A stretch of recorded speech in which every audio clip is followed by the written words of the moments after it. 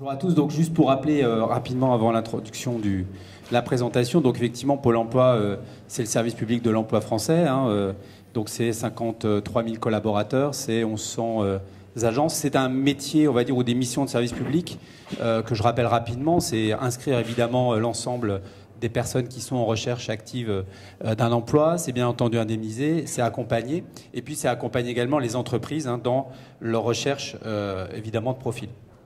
Donc c'est vrai que la question, notamment par rapport à cette vision un peu prospective, puisque la thématique c'était 2025, c'est déjà effectivement de mettre en place un dispositif qui soit capable, d'une part, de comprendre un peu l'environnement dans lequel on évolue, et surtout quels sont les enjeux pour un établissement public. Donc l'objectif c'est déjà de partager avec vous ce qu'on a commencé à faire. Alors est-ce que je me... Voilà. Donc on s'est dit, déjà il y a une première question, c'est quand on parle d'innovation, notamment dans le secteur public, franchement, c'est pas tout à fait naturel. On ne peut pas dire que spontanément, on voit l'action publique et en face, tout de suite, on se dit, voilà, ils innovent. Donc la question a été très vite quand même de se reposer collectivement, finalement, notre capacité à mettre en place un vrai système d'innovation. Alors quand on entend innovation, il ne s'agit évidemment pas de faire du nouveau, il s'agit effectivement de mettre en place un dispositif qui, parce qu'il est soit incrémental, soit parce qu'il est dans une logique de rupture, apporte de la valeur pour la mission de service public qu'on sert. Donc nous, on a vraiment pris l'acception innovation dans le sens le plus large, c'est-à-dire intégration de la valeur, à la fois évidemment pour soutenir l'amélioration des services aux usagers, apporter des réponses aux grands défis du marché du travail et puis anticiper les évolutions de notre activité. Un point important quand même, parce que Laurent le disait, je suis également donc, directeur de la responsabilité sociale et environnementale. C'est pas un hasard quand même. La question qu'on a, je le disais à Yves là, à l'instant, c'est quand même aussi toujours la place finalement de l'homme dans des dispositifs innovants. Notre métier, c'est aussi d'être capable demain, à l'instar de la présentation tout à l'heure de Dave, de dire finalement derrière il y a des hommes dans le dispositif. Finalement, quelle est la place de ces hommes par rapport à un dispositif d'innovation. Donc c'est la préoccupation première de l'innovation, c'est d'abord pour moi une forme d'humanisme, c'est comment finalement intégrer l'homme dans l'ensemble des sujets nouveaux qui nous attendent et qui vont nous permettre d'être plus performants. Alors on s'est très vite dit finalement on a un travail de prospective à faire, on parlait de 2025, donc c'est la capacité ni plus ni moins que de se projeter avec donc des mouvements, des phénomènes sociétaux, sociaux, environnementaux qui à un moment donné sous-tendent des transformations. Alors, évidemment, on va vous dire que les Français, dans 25 ans, seront beaucoup plus diplômés. On va vous dire, effectivement, qu'il y a des enjeux environnementaux qui sont absolument colossaux, que l'emploi, la richesse, la croissance va être beaucoup moins riche en emploi, etc. Tout ça sous-tend quand même, à un moment donné, un certain nombre de scénarios pour l'action publique. Et dans les scénarios, on est là, effectivement, pour plutôt pousser le scénario, j'ai envie de dire, qui est plus favorable pour l'intérêt commun. Et ce qu'on pourrait appeler, d'ailleurs, le bien commun plutôt que l'intérêt commun.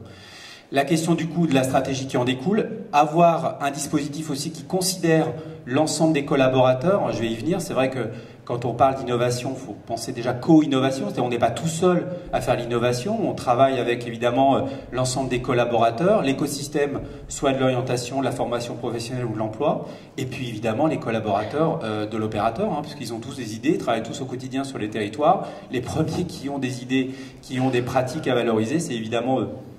Il y a tout le système évidemment en aval d'incubation, je vais y revenir, notamment donc, sur la capacité d'éprouver finalement des concepts pour pouvoir vérifier leur valeur. Et puis enfin, il y a la partie généralisation. Donc on a mis en place en fait un schéma complet depuis octobre 2012, puisque je m'occupe de la direction depuis octobre 2012. Il y a 20 collaborateurs. On s'est effectivement mis en ordre de marche pour à la fois générer donc des challenges. Donc là, c'est simplement l'organisation, la concentration de tous les collaborateurs sur des grandes thématiques. Ça peut être le diagnostic, par exemple, à l'accueil d'une demande d'emploi. Ça peut être la transformation de l'offre de service entreprise. Enfin, ça reste assez large. On a mis en place une plateforme d'innovation collaborative qui aujourd'hui est concentrée à l'interne, mais l'objectif, c'est bien qu'elle soit ouverte. Ça veut dire que demain, des partenaires, des spécialistes RH, donc vous êtes, mais évidemment aussi les demandeurs d'emploi, puissent venir échanger, déposer des idées, déposer des pratiques, et du coup reposer aussi un certain nombre de questions à l'action publique. Il y a la question évidemment de la valorisation, je vais y revenir. Donc on a un forum en 3D d'innovation qui se tient deux fois par an, qui est donc en train de se monter pour le mois de décembre, et puis qui sera ouvert donc, notamment à certains offreurs du marché qui sont venus nous voir et qui nous ont vraiment convaincus par un petit pitch sur la valeur finalement de ce qu'ils avaient à proposer, y compris pour nous. Et puis on a dans la partie incubation un programme national d'expérimentation. Aujourd'hui, il y a à peu près 1000, donc je vous ai dit 1167 agences dans le réseau. Il y a 10% en gros du réseau qui réalise des expérimentations tout au long de l'année. Ça fait à peu près 2000 agents. Et puis le lab, Pôle emploi, je vais y revenir parce qu'on l'a lancé le 24 septembre. Donc le challenge, c'est quoi? Donc ça sera demain d'ailleurs la capacité sur les territoires, les directions régionales, les directions territoriales ou même le directeur d'agence de lancer finalement directement et localement un challenge autour d'une vraie question. C'est la capacité effectivement de détecter cette valeur. Il faut retenir que tous les systèmes de co-innovation aujourd'hui partent à 85% d'idées qui proviennent de l'interne. Le sol, évidemment, c'est l'extérieur, mais c'est d'abord de considérer ses collaborateurs, et c'est parfaitement d'ailleurs responsable d'un point de vue social. Alimenter bien entendu les réflexions sur les orientations et puis animer les échanges évidemment entre les collaborateurs. C'est aussi une manière de rompre avec des modes finalement de fonctionnement très top-down. On considère effectivement le terrain et donc ça nous permet de réviser finalement des modes de conception de l'offre de service qui sont souvent trop descendantes. Donc c'est d'être à l'écoute effectivement de tout le monde. La plateforme Innovation, donc on va arriver sur sa V2, on l'a lancée le 17 mars de cette année. Il y a des grandes organisations qui sont publiques et qui ont mis ça en place depuis des années, je pense à La Poste par exemple.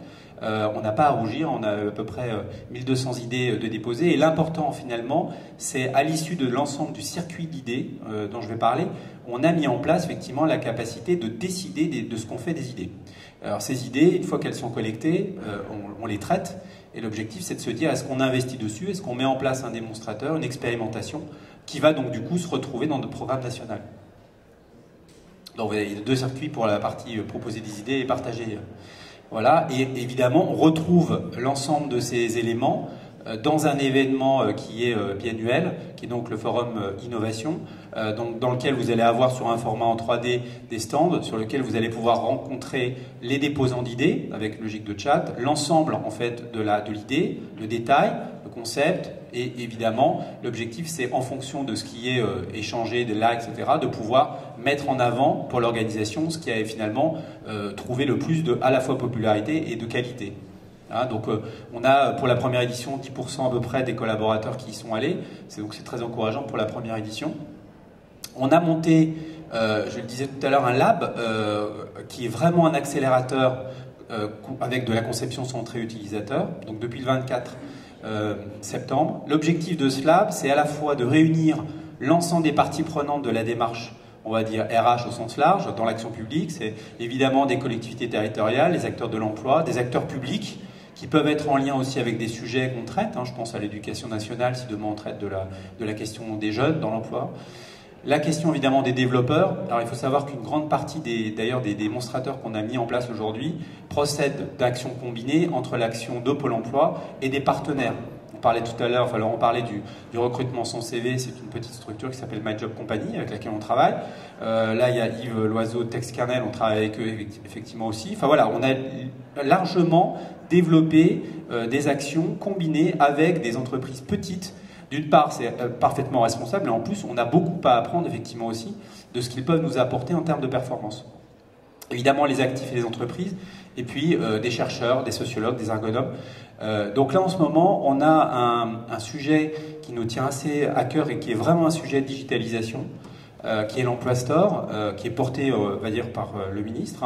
Donc c'est quoi l'Emploi Store? C'est simple, sous un écosystème à la fois favorable de partage de l'ensemble de nos données. Évidemment, Pôle emploi détient énormément de données. C'est notre capacité d'ouverture, de co-innovation externe qu'on va traiter. On met à disposition, effectivement, par le biais d'API, l'ensemble des données, que ce soit celles sur le demandeur d'emploi, que ce soit celles sur l'entreprise. On stimule des communautés de développeurs et on crée, à partir du coup d'un espace simplement web, un zoning permettant pour chacun de se retrouver, donc soit pour se situer sur le marché du travail, soit pour être capable effectivement de se décrire, de se promouvoir, soit être capable effectivement de traiter des questions vraiment très pointues que l'opérateur n'aurait pas traitées. Donc l'idée c'est effectivement de partager l'ensemble des données pour créer de la valeur. Et avec un système évidemment circulaire, qui est un cercle vertueux, on a évidemment à la fois une taille critique assez rapide pour des développeurs qui viennent dans le dispositif, un modèle économique qui est donc suffisant, c'est ce qu'on est en train de voir dans le lab, et du coup un dispositif qui pour moi rayonne et qui joue bien le rôle, j'ai envie de dire pour l'action publique, de à la fois partager la valeur et de créer d'une certaine manière de l'emploi de manière indirecte. Donc on a un système vraiment complet, combiné, qui permet de servir le retour à l'emploi et l'accélération du retour à l'emploi pour les demandeurs d'emploi, même chose pour les entreprises, et puis évidemment que l'écosystème, on va dire, des développeurs se saisit de ces données pour proposer leurs propres offres. Donc voilà, donc ça, ce projet-là est traité dans le mode lab sur donc un format de 10 semaines. Pendant ces 10 semaines, on a 5 livrables qu'on attend en fait en termes de spécification pour arriver à une vraie accélération de projet.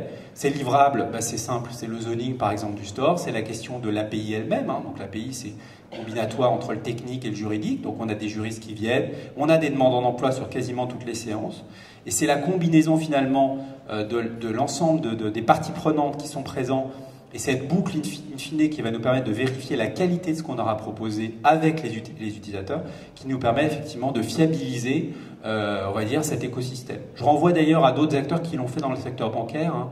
On pense au Crédit Agricole avec le CA Store. C'est ni plus ni moins effectivement un petit peu que le même système, mais là en revanche attaché à un domaine où l'attente est encore plus forte, hein, qui est le domaine sur lequel vous travaillez, qui est le domaine de l'emploi. Voilà, donc si vous avez des questions, l'idée c'est pas forcément d'être très long, l'idée c'est aussi de favoriser les échanges. Merci beaucoup Reynald pour cette présentation. Alors je vous rappelle que vous pouvez toujours poser des questions sous le hashtag RMSSoc, mais vous pouvez aussi poser des questions en live. Moi j'en ai plusieurs, mais avant que je pose les miennes, je voudrais quand même ouvrir les questions au public. Est-ce que vous avez des questions pour Reynald? Déjà, on n'a pas remercié. Merci beaucoup pour votre intervention. Alors, est-ce que vous avez des questions pour Reynald, tout ce qui est la digitalisation et l'innovation que Reynald nous a présenté?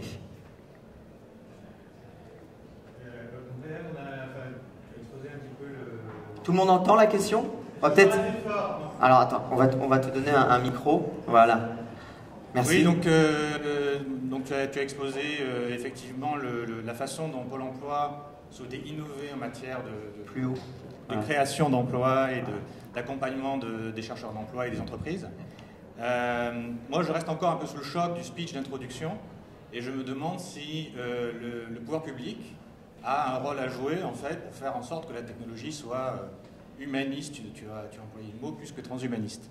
Est-ce qu'il y a un rôle de Pôle emploi dans Est-ce que la technologie est humaniste plutôt que transhumaniste? Ouais, la question pour moi, elle revient à un moment donné à se dire quelle est c'est ce que je disais tout à l'heure, le bien commun, hein, qui est plutôt à mettre en parallèle avec la question de l'action publique. À un moment donné, je pense que l'ensemble d'ailleurs des acteurs politiques portent haut et fort la question du digital, notamment sur d'autres domaines. Hein. Tu prends l'éducation nationale par exemple, c'est absolument clé. On te dit demain, effectivement, le digital sera clé dans la formation, l'éducation des enfants et puis des plus grands. La question qu'on a, nous, évidemment, c'est aussi de pouvoir se dire comment mettre le service public à l'intérieur de ce schéma qui est effectivement en croissance aujourd'hui, qui connaît, je veux dire, quand on voit les niches d'emploi, par exemple, dans le domaine, en tout cas du digital, nous, on ne peut pas, déjà rien qu'en tant que secteur, ne pas le considérer. C'est-à-dire que quand tu vois, effectivement, des secteurs qui sont relativement en déclin, là, on a une niche, avec d'ailleurs des enjeux, y compris de culture. Hein. On a beaucoup de demandeurs d'emploi, par exemple, qui s'interdisent de se positionner sur le secteur du numérique, avec beaucoup d'appréhension. Donc on est en train de monter un démonstrateur qui s'appelle Oser le numérique avec la Web Academy, avec des jeunes qui vont en fait monter la promotion des métiers du numérique pour tous. Donc l'objectif c'est de faire découvrir ces métiers à effectivement des demandeurs d'emploi, y compris seniors, y compris plutôt très éloignés de l'emploi, pour essayer effectivement de rappeler que dans le numérique par exemple, on a besoin de fonctions support, on a besoin de comptables, etc. Donc il y a un enjeu, en tout cas nous, on ne peut pas ne pas s'intéresser à l'objet digital en tant que secteur de niche pour placer des demandeurs d'emploi, en même temps que dans l'action publique, la question de la place de la performance publique associée au digital fait qu'on a quand même des usagers qui sont aussi des consommateurs. C'est-à-dire qu'évidemment, ils mettent en exergue la comparaison entre l'action publique et puis ce qu'ils vont avoir en termes d'expérience, en termes d'usage à l'extérieur.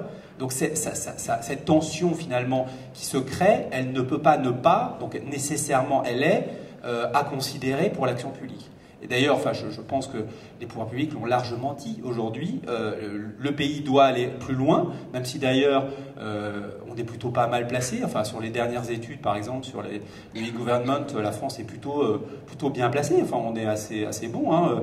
Je rappelle, Pôle emploi.fr, je m'en suis occupé pendant 6 ans, c'est 20 millions de visiteurs uniques, c'est 40 millions de visites par mois. Enfin, on est quand même déjà bien installé sur notre marché. Mais c'est pas suffisant. Il y a des enjeux qui arrivent, évidemment, au titre de l'ouverture des données, de la co-innovation avec notre écosystème.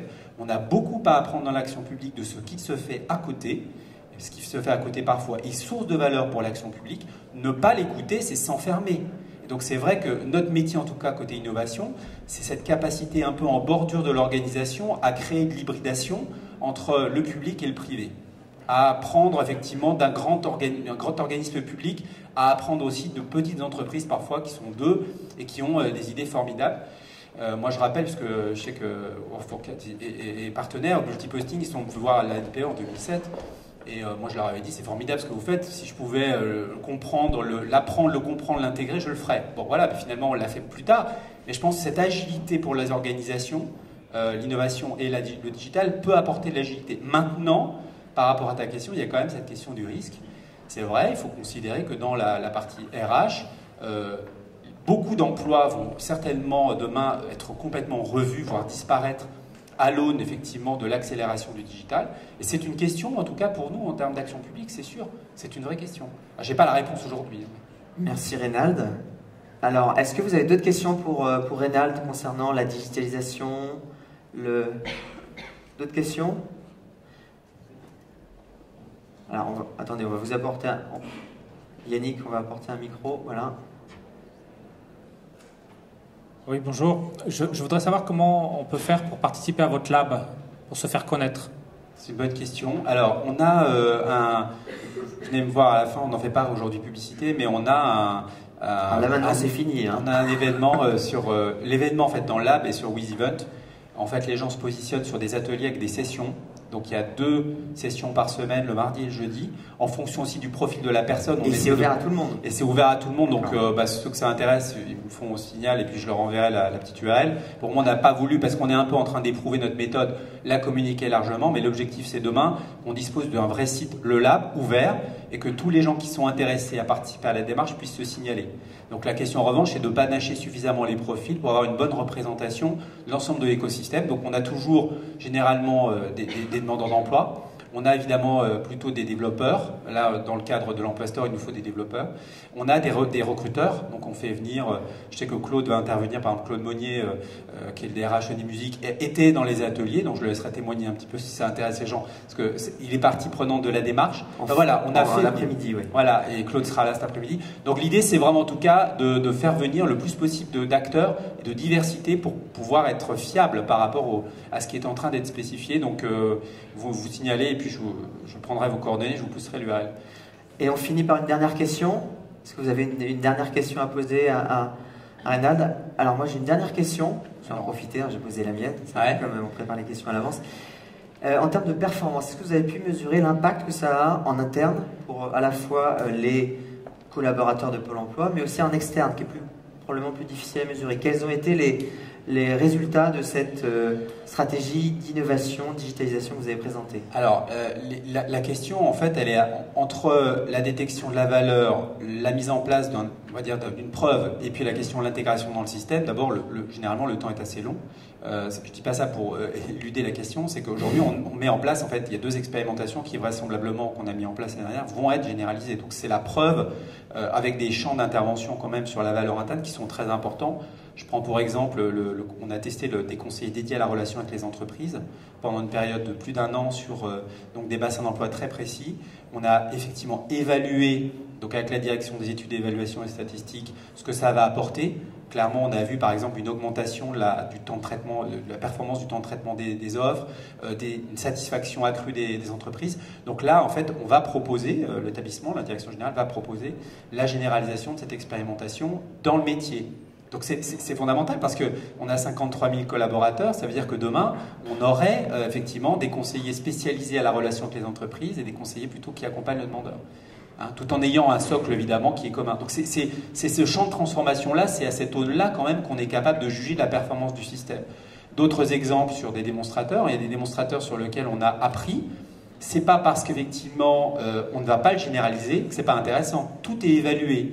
Donc l'ensemble des démonstrateurs qu'on met en œuvre, on a des démonstrateurs, par exemple on est en train de travailler avec une jeune société autour de la présélection en vidéo. Donc l'idée c'est pas de faire du live, hein, c'est vraiment d'être capable par 3 questions. Alors, on en a quelques-uns de présélection, voilà. de partenaires présélection vidéo. Alors je vais pas lui faire de la pub, mais bon, on travaille avec donc une jeune société française, il y a une société concurrente anglaise aussi sur le sujet, qui donc est venue nous voir. On a dit c'est intéressant, on va tester donc la capacité avec des entreprises de monter des offres et de poser 3 questions avec du coup un feedback en vidéo avec la possibilité de rencontrer des personnalités, hein, donc valoriser tout ce qu'on fait sur le soft skills déjà, par exemple sur le recrutement sans CV, et puis regarder si le gain de temps est réel. Donc à chaque fois qu'on monte un démonstrateur, on en a 23, on évalue.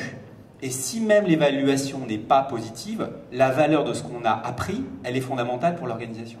C'est pas parce qu'effectivement on ne l'a pas mis en place que ça n'a pas de valeur. Donc c'est important, c'est que même une expérimentation non généralisée ou un démonstrateur non généralisé, c'est d'abord le fait de mieux comprendre l'écosystème pour avancer. Voilà. Merci beaucoup Reynald.